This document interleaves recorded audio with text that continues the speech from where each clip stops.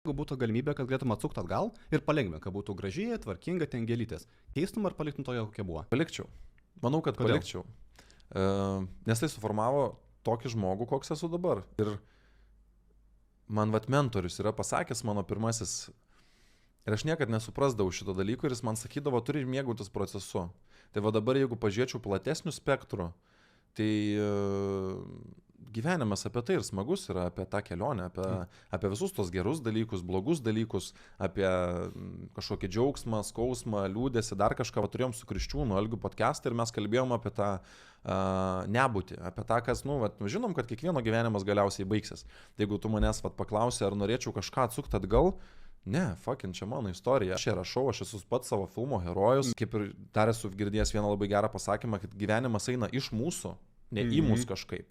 Tai visi tie sprendimai per gyvenimą, kuriuos aš padariau, draugai, kuriuos turiu, draugai, kuriuos praradau, santykiai, kuriuos turėjau ar kuriuos praradau, iš to labai daug išmokau, tai suformavo mane kaip žmogų. Per skausmą viskas gyvenime ateina.